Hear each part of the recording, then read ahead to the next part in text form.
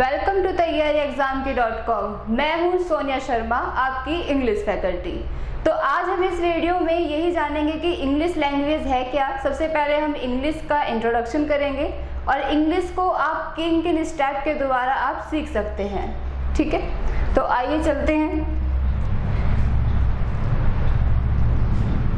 देखो, इंग्लिश को एक चीज़ मैं आपको और बता देना चाहती हूँ अभी स्टार्ट करने से पहले।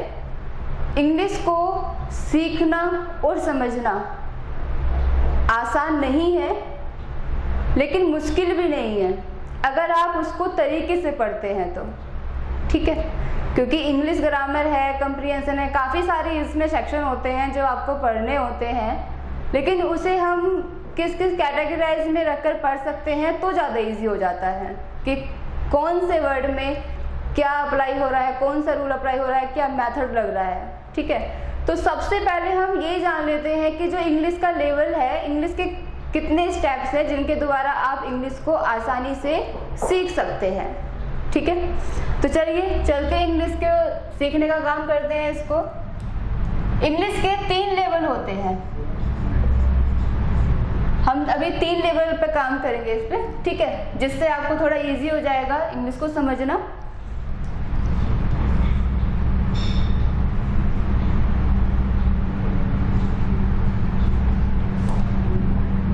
फर्स्ट लेवल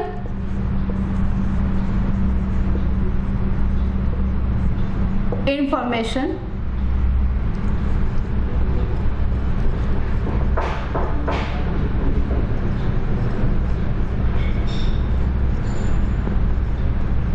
इम्प्लीमेंटेशन,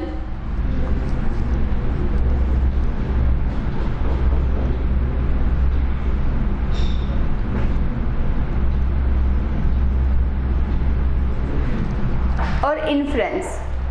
ठीक है, तो इंग्लिश को हमने अभी बात की है introduction to language learning. Language को कैसे सीखा जा सकता है, तो लैंग्वेज को हम 3 पार्ट में यहाँ पर डिवाइड करके सीखेंगे कि आपके किस पार्ट में क्या क्या सीखा जाता है।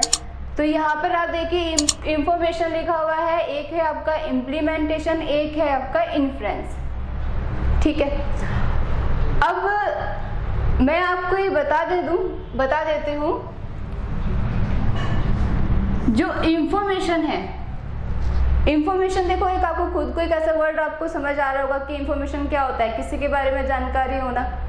ठीक है, क्या समझ में आ रहा है आपको? इंफॉर्मेशन कुछ भी जानकारी प्राप्त करना इस तरीके से कि हमें उसके बारे में इंफॉर्मेशन पहले लेनी पड़ेगी, तब हम वहाँ पर जाएंगे। जैसे किसी भी आप इंस्टीट्यूट पे अगर आप पढ़ने जाते हो या फिर आप ऑनलाइन उससे ही क्यों ना पढ़ रहे हो, तो जो हमारा तैयारी एग्जाम की .com है, पहले आप उसके बारे में इंफॉर्मेशन लोगे कि आखिर तैयारी एग्जाम की .com है क्या। तो उसी तरीके से इंग्लिश लैंग्वेज को सीखने के लिए हमने कुछ वर्ड्स यूज़ किए, इनको 3 कैटेगराइज में लिया। एक आपका इंफॉर्मेशन, इम्प्लीमेंटेशन और इन्फ्रेंस। ठीक है, तो इंफॉर्मेशन से हमने मालूम किया, तो हम यहाँ पे से क्या लिखेंगे? Basics of English. Basics of English.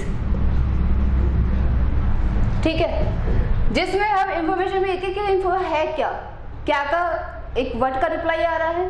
ठीक है, तो यानी कि ये हमारा क्या है? एक वर्ड का रिप्लाई है।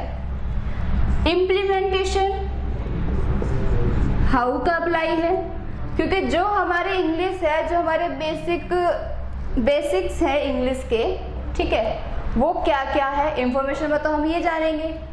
इम्प्लीमेंटेशन में हम जो भी हमारे एलिमेंट्स हैं हम उसको कैसे अप्लाई करते हैं वो जानेंगे, जो हमारे कॉम्पिटिटिव एग्जाम्स में यूज़ किए जाते हैं। ठीक है, कैसे? अब देखो, इसे हम कहेंगे एनकॉम, इंग्लिश कॉम्पिटिटिव एग्जाम्स।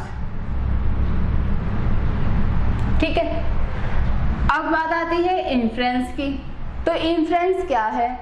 अब इन्फ्रेंस की मैं बात बताते हैं। पहले जब आपने कुछ एलिमेंट्स आपको पता चलेगा कि ठीक है इसमें ये एलिमेंट्स होते हैं, अप्लाई कहाँ होते हैं, तो हाउ का रिप्लाई निकल के आया, क्या इम्प्लीमेंटेशन, तो यहाँ पर क्या आ गया हमारा कि इसको कॉम्पिटिटिव एग्जाम में कैसे अप्लाई किया जाता है, क्योंकि ये अप्लाई करना आपके एलिमेंट्स जो हैं ये कॉम्पिटिटिव एग्जाम्स में ही पूछे जाते हैं। बाकी एनसीईआरटी वगैरह में आपको बताया जाता है कि बेसिक्स ऑफ इंग्लिश बताई जाती हैं कि वो क्या है, क्या कंसेप्ट है आपका, ठीक है। बाकी इन्फ्रेंस की अगर हम बात करें तो इन्फ्रेंस क्या है, एक हमारे खुद के माइंड का एक डाउट है। आपने यहाँ से पढ़ा, बेसिक्स ऑफ इंग्लिश पढ़ी, उसके बाद आपने अप्लाई किया कॉम्पिटिटिव एग्जाम में आके, लेकिन जब आपने ये दोनों चीज क्लियर कर ली तो आपके मन में कहीं ना कहीं कुछ और डाउट ऐसे आएंगे जो आपको ना तो किसी बुक में मिलेंगे ना आपको किसी गूगल पर मिलेंगे, ठीक है, लेकिन वो आपके मन में डाउट होंगे। तो ये जो इन्फ्रेंस है, ये जो इंग्लिश है सीखने का, इंग्लिश लर्निंग है, ये उन लोगों के लिए है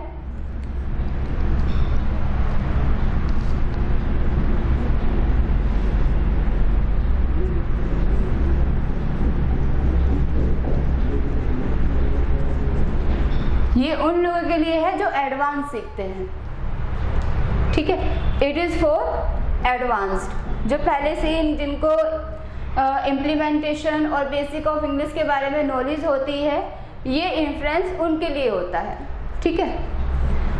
ये समझ में आया जो मैंने आपको बताया?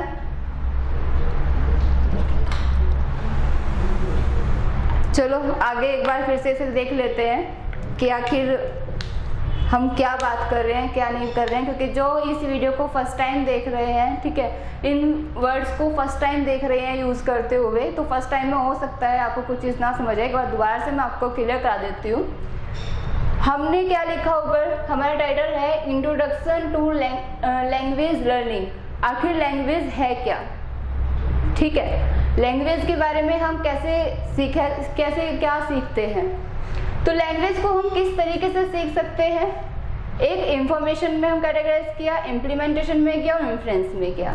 इंफॉर्मेशन में हमें क्या होता है कि हमारे बेसिक्स ऑफ इंग्लिश आता है, यानी कि हम फंडामेंटल भी बोल सकते हैं कि आपको फंडामेंटल नॉलेज होनी चाहिए, जिसका रिप्लाई आता है के वर्ड की इंग्लिश है क्या उसके एलिमेंट्स हैं, ठीक है, और कैसे यूज किया जाता है, कैसे, हाउ आया, हाउ का रिप्लाई करके, तो वो कैसे यूज किया जाता है वो करते हैं हम अपने कॉम्पिटिटिव एग्जाम्स में, ठीक है। आप जो कोई भी अगर कॉम्पिटिटिव एग्जाम देते हैं तो वहाँ पर क्या होता है, वहाँ पर आपको पहले ये इंफॉर्मेशन यानी कि बेसिक्स ऑफ इंग्लिश सीखनी होती है, और उसके बाद कॉम्पिटिटिव एग्जाम्स में आप अपनी बेसिक इंग्लिश को जो आपने सीखा है उसको अप्लाई करते हैं कि वो कैसे कहाँ पर यूज होनी है, ये तो करते हैं ना। तो यही हमें सीखना है। बाकी जब ये चीज़ दोनों आप सीख जाएंगे, आप दोनों इंफॉर्मेशन और इम्प्लीमेंटेशन के बारे में आपको नॉलेज हो जाएगी, तो इन्फ्रेंस आप में खुद में निकल के आएगा कि अच्छा ये भी हो सकता है और वो भी हो सकता है, तो ये एक अनुमान है, ठीक है। तो ये तो हमारा इंट्रोडक्शन लैंग्वेज लर्निंग के बारे में भी इतना ही था। स्टेप्स हम किस स्टेप से पढ़ेंगे ये हमारा एक प्लान है, ठीक है। अब आगे चलते हैं।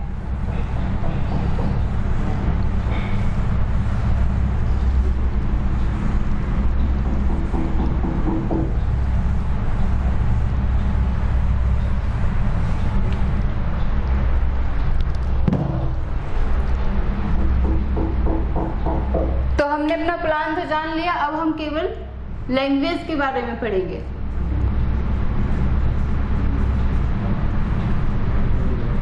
लैंग्वेज के बारे में डिस्कस करेंगे। लैंग्वेज क्या है, आप ही बताओ, आप अपने मन में खुद में विचार कीजिए कि लैंग्वेज क्या है, व्हाट इज लैंग्वेज।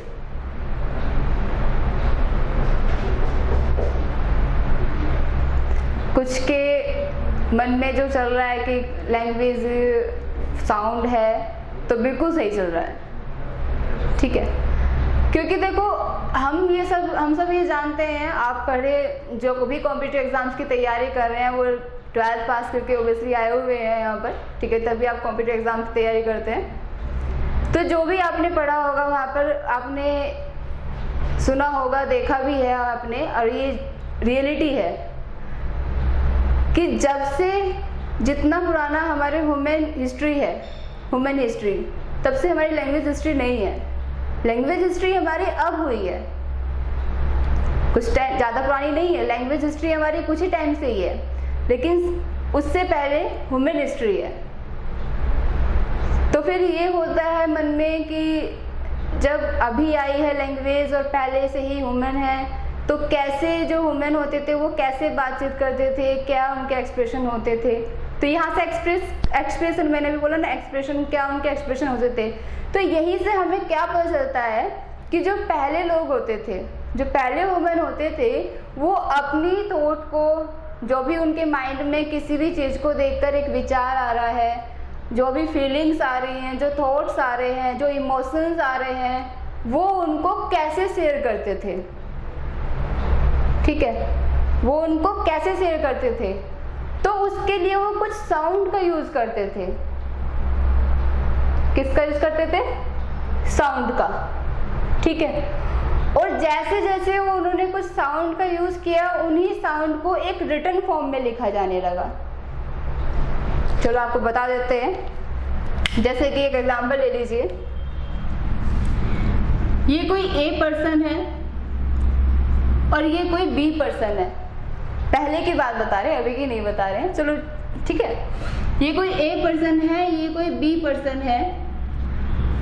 अब ए पर्सन के माइंड में बी के लिए कुछ थॉट्स आए, चाहे आप थॉट्स कह लो, फीलिंग्स कह लो, हम इसे इमोशंस भी कह सकते हैं। काफ़ी सारी चीज़ें हैं जिन्हें हम यूज़ करते हैं हमारे माइंड से रिलेटेड। हमारे माइंड में हमारे पता नहीं क्या क्या चलता है। माइंड में हमारे विचार होते हैं, फीलिंग्स है, इमोशंस है, इट काफ़ी सारी चीज़ें हैं। ठीक है, तो एक ही माइंड में जो ये चीज़ें आई, वो अपनी इन बातों को इस तक पहुंचाने के लिए, वो ये मैंने यहाँ पे गलत लिख दिया, ये किसके माइंड में आई है? कुछ उसके थॉट्स है ए के, कुछ फीलिंग है,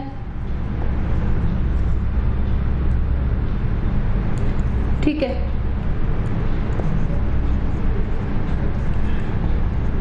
इमोशंस हैं, और भी बहुत सारी चीजें हैं जो इसे ए के माइंड में जो है थॉट्स, फीलिंग, इमोशंस, और बी तक उसको पहुंचानी है।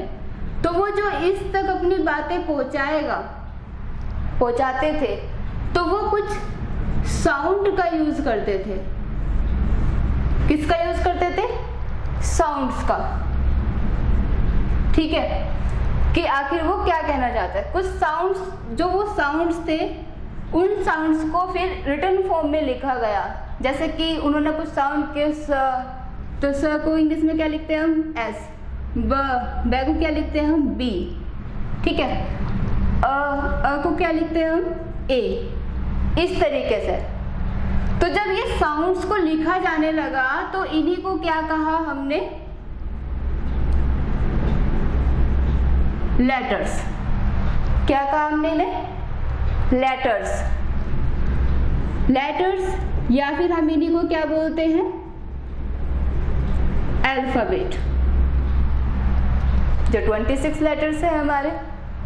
ठीक है, इतना क्लियर हुआ? एक बार दोबारा बता देती हूँ।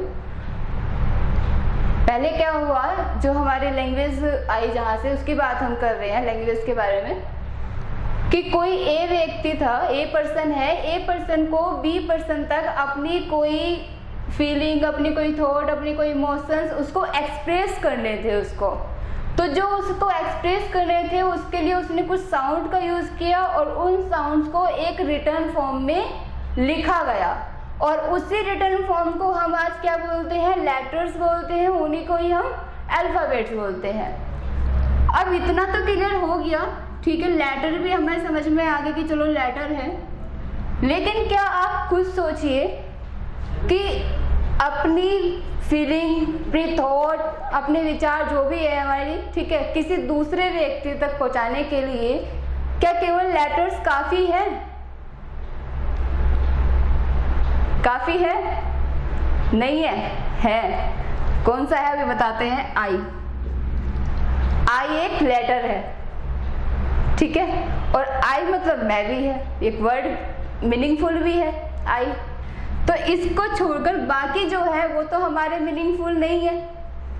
तो एक से तो हमारा कोई काम नहीं चलने वाला। हम एक वर्ड के अलावा तो हम अपनी बात को किसी तक नहीं पहुंचा सकते, ठीक है। लेकिन ये याद रखिएगा कि अगर आपसे कोई पूछता है कि लेटर्स क्या मीनिंगफुल है, तो आई को छोड़कर सारे मीनिंगफुल नहीं है, कोई भी मीनिंगफुल नहीं है, केवल आई ही मीनिंगफुल लेटर है आपका, ठीक है। चलो आगे चलते हैं। इसकी इतना तो हुआ आपका क्लियर। अब लेटर्स को जब एक ग्रुप में लिखा गया,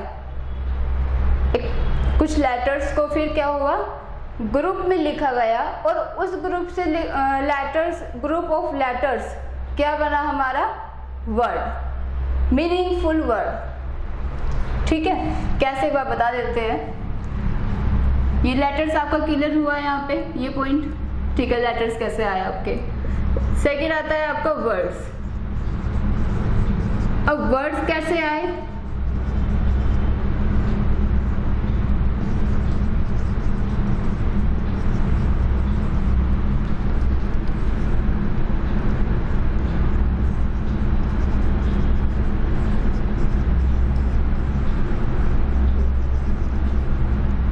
मीनिंगफुल ग्रुप ऑफ लेटर्स। अब ग्रुप ऑफ लेटर्स की मैं एक एग्जांपल ले लेते हैं। कोई भी आप एग्जांपल अपनी तरफ से ले सकते हैं, ठीक है। जैसे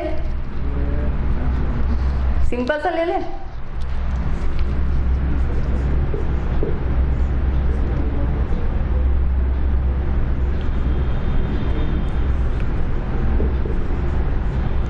जैसे क्या लिया हमने, GIRL, इसमें कैपिटल में लिख लेते हैं एक बार।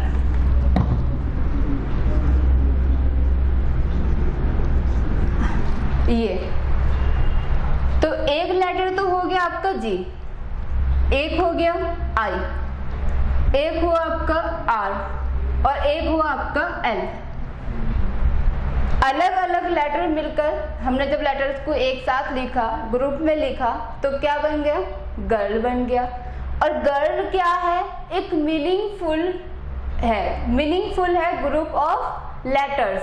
किसका मीनिंगफुल है, ग्रुप ऑफ लेटर्स का। यानी कि कुछ लेटर्स हमने ऐसे इस तरीके से लिखे जिसका एक मीन निकल के आया, जिसका एक अर्थ निकल के आया, ठीक है।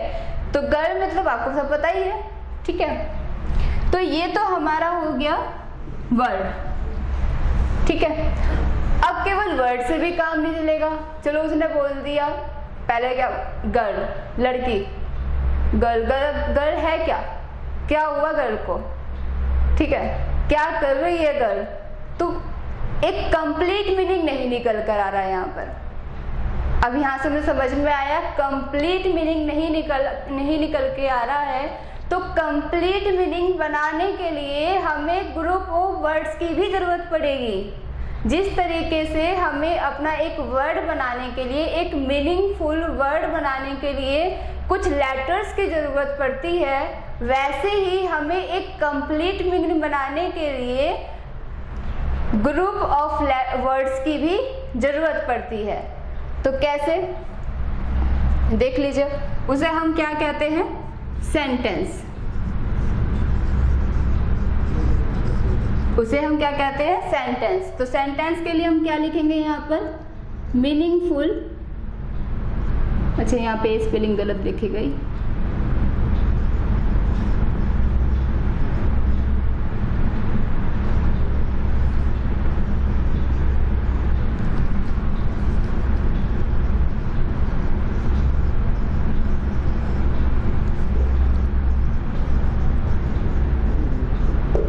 meaningful group of words to convey complete meaning।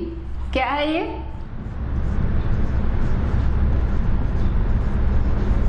To convey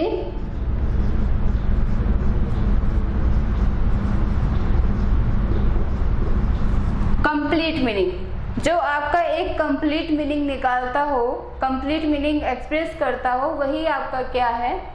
sentence है। इतना क्लियर हुआ? अब समझ में आई बात?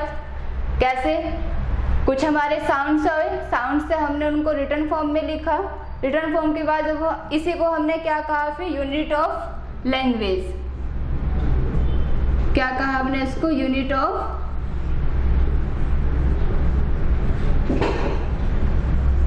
लैंग्वेज। ठीक है। फिर कुछ लेटर्स को हमने साथ में लिखा, एक सीक्वेंस में लिखा, सही अरेंजमेंट करके लिखा। ठीक है। उन लेटर्स को जो हमने अरेंज करके लिखा, जिसका मीनिंगफुल, जिसे हम कहते हैं meaningful group of letters. Words क्या हुए हमारे? Meaningful group of words. अब केवल वर्ड से तो हम किसी भी अपनी एक कंप्लीट मीनिंग नहीं निकल के आता है, तो हम सही तरीके से बता ही नहीं सकते जब तक हम उसके बारे में एक्सप्लेन नहीं करेंगे कि मैं वहाँ गई थी और उसके बाद मैंने वहाँ पर ये जाकर देखा और उसके बाद देखा तो मुझे बहुत अच्छा लगा, लेकिन क्या देखा, तो वो सारी चीज़ें आपको एक्सप्लेन करनी होती है। ठीक है। तो उसके लिए हमें कुछ वर्ड्स की ज़रूरत पड़ती है, ग्रुप ऑफ वर्ड्स की, तो उसी को हम कहते हैं सेंटेंस। और सेंटेंस यहीं से हमें समझ आता है कि सेंटेंस एक माध्यम है, एक मीडियम है अपनी बात को, अपने एक्सप्रेशन को, किसी एक्सप्रेस को किसी और तक पहुंचाना और उनके समझना। समझ आया? अब समझ आ गया लैंग्वेज के बारे में? ठीक है। तो ये बात इतनी क्लियर हो गई, तो आगे चलते हैं इसमें हम।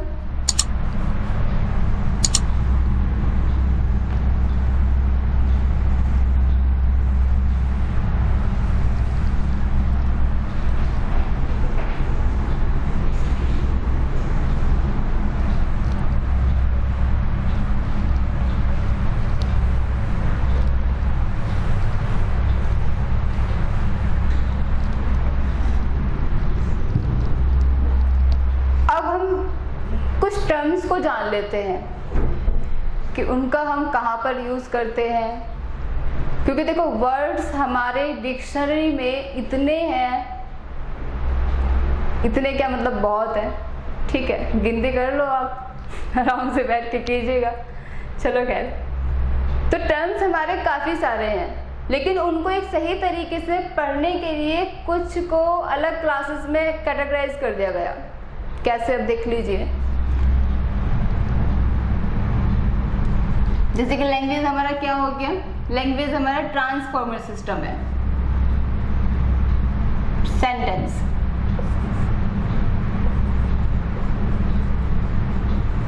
सेंटेंस क्या है हमारा?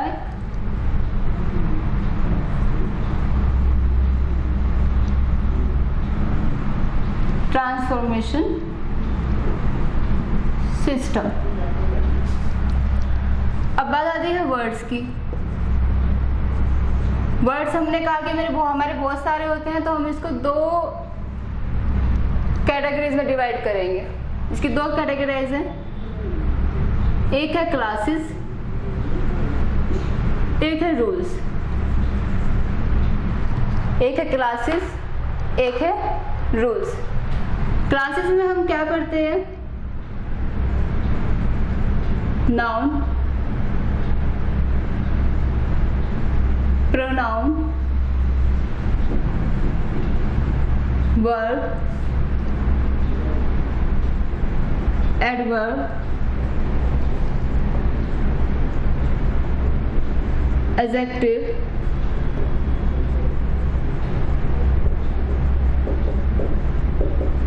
preposition,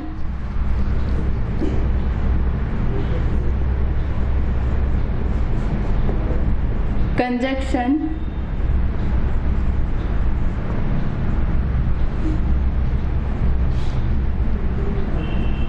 interjection,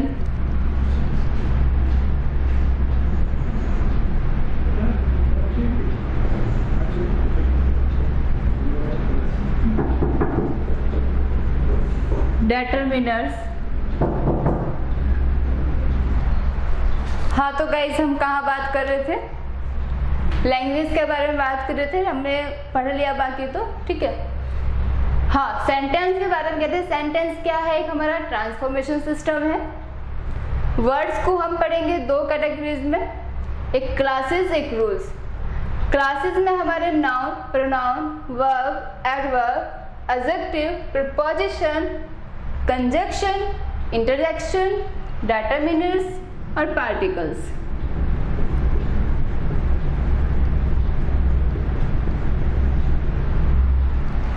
थोड़ा सा मैं इसमें आपको एक डीपली एक्सप्लेन करूंगी।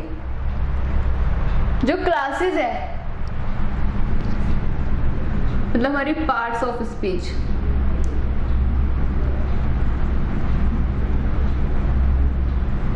वो कितनी होती है हमारी? 8 होती है। यहाँ पे कितनी लिखी हुई है? 10 लिखी हुई है। आपकी पार्ट ऑफ स्पीच केवल यहीं तक है, ठीक है। ये क्या है फिर? यही सोच रहे हैं ना कि फिर ये क्या है? पार्ट ऑफ स्पीच तो आपने अभी तक 8 ही है पढ़ी है और 8 ही होती है, यही ट्रू है। It is true. Part of speech 8 types, ठीक है। कितने टाइप्स की होती है? आपकी 8 टाइप्स की होती है। Noun, pronoun, verb, adverb, adjective, preposition, conjunction, interjection, ठीक है। ये हम दो क्लासेस अलग से पढ़ेंगे, डिटरमिनर और पार्टिकल्स, जो आपके ग्रामर सेंटेंस में, ग्रामर में काफ़ी जगह यूज़ होती है, ठीक है। हमने अभी आपको, जैसे मैंने आपको बताया था कि किसी भी चीज़, किसी भी कोई भी आपका एलिमेंट्स क्यों ना हो, आपको उसको अप्लाई करना आना चाहिए। सबसे पहले एलिमेंट्स के बारे में जानना और उसके बाद अप्लाई करना, फिर तब बनते हैं आप एडवांस लर्नर, ठीक है। रूल्स की बात करें तो रूल्स में क्या क्या आता है? सब्जेक्ट, वर्ब, ऑब्जेक्ट,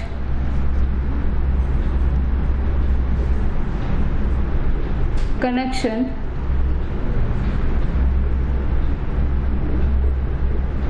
रिलेशन, ये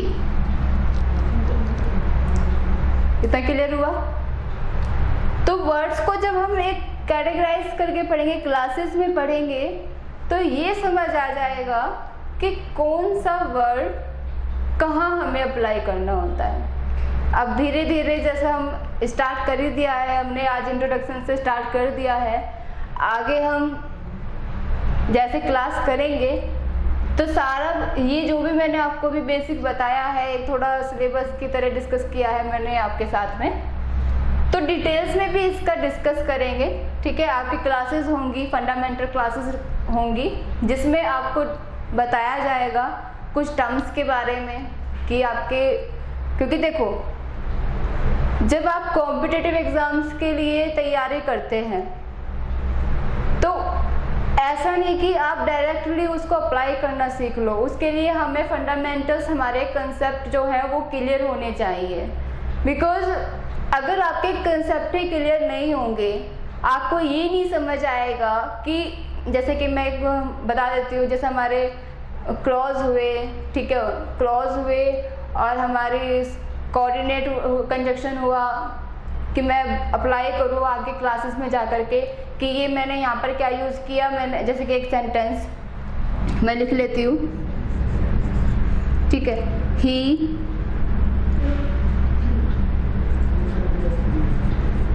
went to, जैसे ये है, मैंने लिखा ही went to स्कूल, और मैं आपसे कहूँ कि ही तो सब्जेक्ट हो गया